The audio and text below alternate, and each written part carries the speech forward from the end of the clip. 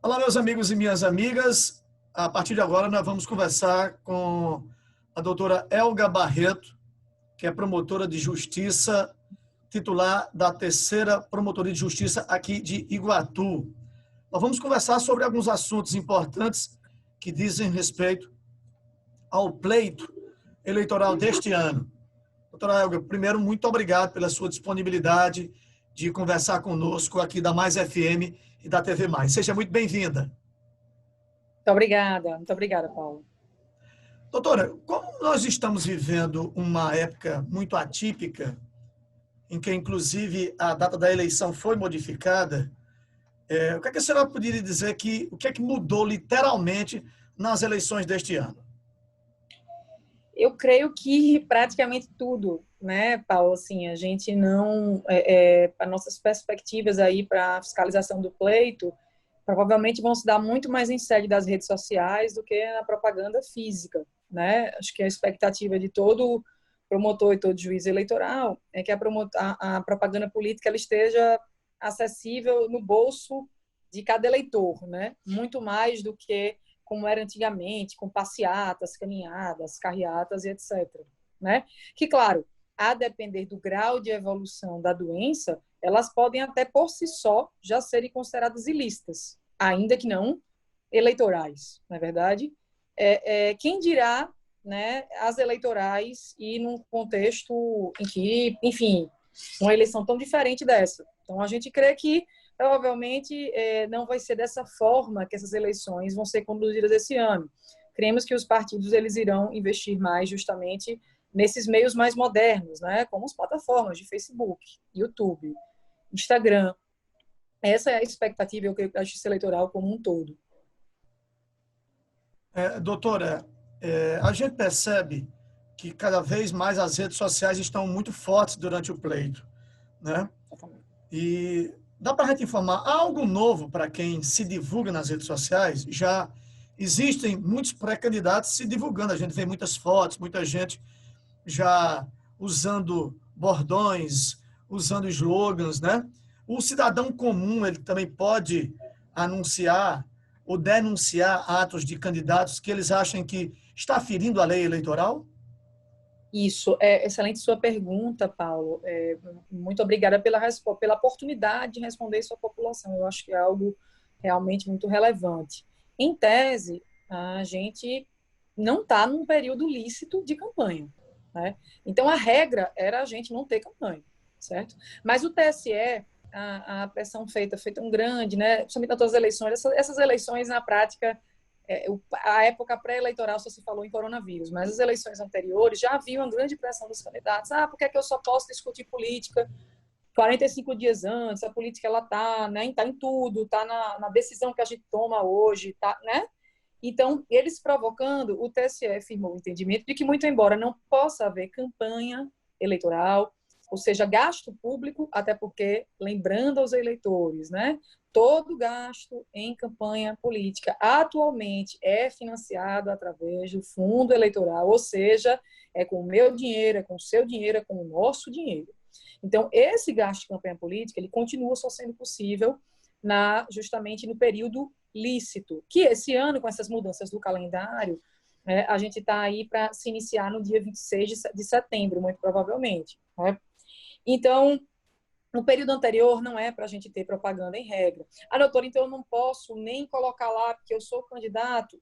Como eu disse a você, o TSE hoje em dia admite, desde que isso, obviamente, não tenha gasto, desde que isso, obviamente, você não peça voto, né? Então, você não pode estar lá, vote, aí faz o 15, faz o, sei lá, o 10, o 12, enfim, os números, né, que eles usam, isso, obviamente, não pode, né? Tampouco pedir os votos de forma direta, de forma explícita, né? E, claro, tudo aquilo que é proibido durante a campanha, é óbvio que é proibido também durante a pré-campanha.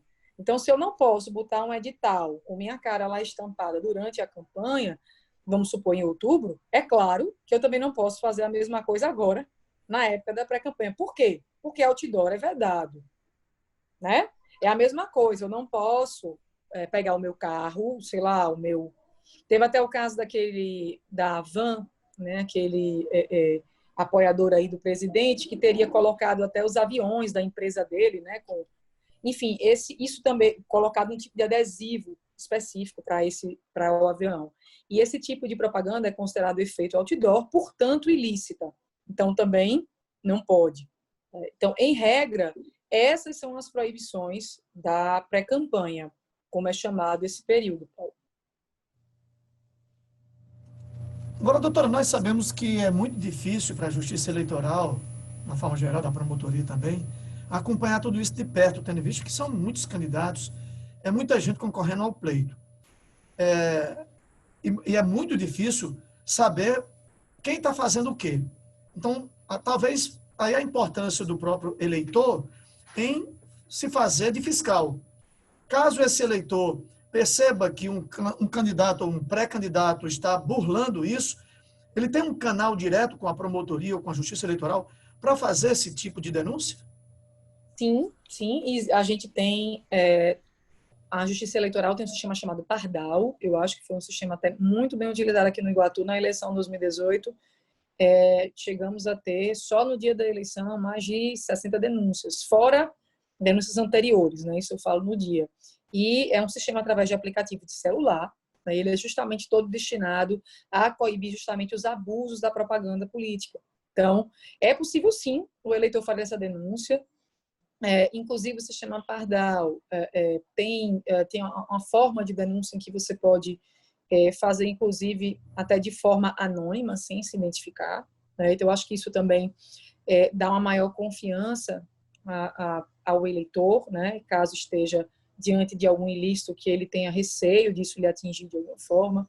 Então, fora também a própria Promotoria de Justiça, né? Com essa pandemia, a gente tem o atendimento ao público através da Secretaria Executiva das Promotorias de Justiça de Iguatu, aonde já recebemos, inclusive, representações de eleitores e também de alguns pré-candidatos referentes a fatos que eles atribuem como ilícitos, que já estariam acontecendo nesse momento.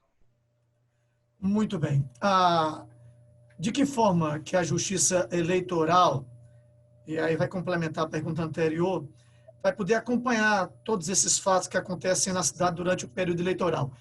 Porque, além da cidade, se tem também a zona rural, onde os pretextos candidatos, por achar, talvez, que a justiça e a própria polícia, como geralmente dá apoio, né, nessas campanhas, ou nesse período pré-campanha, tenha mais dificuldade de chegar aos eleitores da zona rural, por exemplo. Tem um trabalho já destinado a isso, já imaginando que isso pode acontecer, e vai ter algum tipo de reunião prévia, já para, inclusive, tentar ver quem são aquelas pessoas, quem são os órgãos que vão se juntar à Justiça Eleitoral para tentar coibir esse tipo de abuso? Na verdade, esse tipo de abuso, né, mais de ir nas casas das pessoas, a gente sabe que isso é algo que é muito característico, né, da política do interior, mas que a gente está vendo, ao menos inicialmente, como nesse momento da pandemia, algo que está bem mais arrefecido, sabe, Paulo? No momento, o grande grosso da propaganda está sendo feita realmente através das redes sociais, né? E a justiça possui, né, perfis de monitoramento das redes sociais. E ainda com relação a essa possibilidade das idas nas casas, há trabalhos feitos justamente através da equipe de fiscalização do TRE, né, Justiça Eleitoral aqui do Iguatu, possui uma sede com servidores, alguns servidores cedidos, alguns servidores efetivos da Justiça Eleitoral, né, treinados justamente para identificar esse tipo de situação, né? E, inclusive, a propaganda ilícita, assim, de forma muito clara, os próprios servidores, ao identificar, o juiz manda retirar sem necessidade de nenhum tipo de processo. É isso que a gente chama de poder de polícia da Justiça Eleitoral. E a gente não precisa da polícia, não, apesar do nome, né, poder de polícia, a gente não precisa de nenhum tipo de apoio da polícia para esse tipo de remoção ser feita pela Justiça Eleitoral. A ideia com relação à vinda de forças armadas, né? Já tem algumas cidades aqui do estado que provavelmente vão contar com o apoio das forças federais, devido a problemas históricos, né? Aqui em Iguatu, a tradição é a gente ser contemplado geralmente com núcleos policiais de fora da cidade, geralmente vindos de Fortaleza, e vem reforçar a segurança e ajudar justamente nessas atividades de inteligência típicas da campanha eleitoral. Mas não agora nesse momento da pré-campanha, né, em que as coisas ainda estão tudo muito justamente mais pelo WhatsApp, né, pelas redes sociais. Isso é algo mais para frente.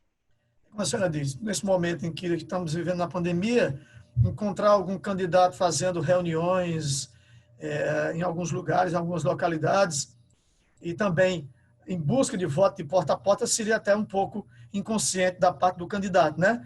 Seria não dar um bom exemplo.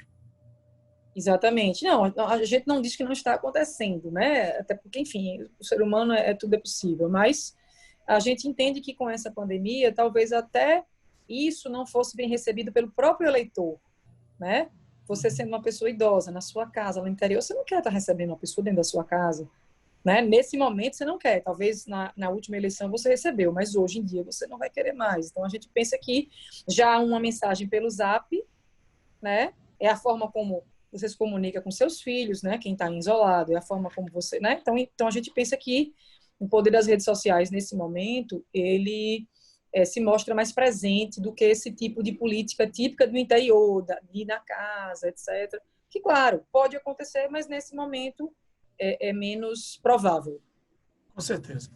Doutora Elga, tendo em vista que na cidade de Iguatu, a grande maioria dos veículos de comunicação, eles pertencem a grupos políticos, a pergunta é como impedir que os seus donos, os proprietários de emissoras, se utilizem desses meios para favorecimento próprio? A lei eleitoral, a lei das eleições, na verdade, a lei 9.504, ela é uma legislação excelente e ela busca justamente através das condutas vedadas disciplinar esse tipo de coisa.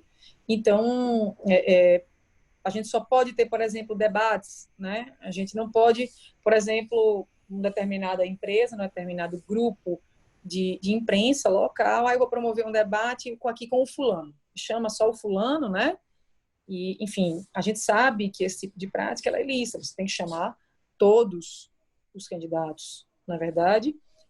Então, a própria lei, ela prevê esse tipo de saída, que ajudam muito a justiça eleitoral a controlar essas práticas. E eu acho que é até interessante a gente dizer as consequências das condutas vedadas, porque às vezes parece que a gente fala isso, talvez fique parecendo que não é algo tão relevante, mas pelo contrário, né? A gente tem consequências que podem ir, inclusive, até a cassação do mandato.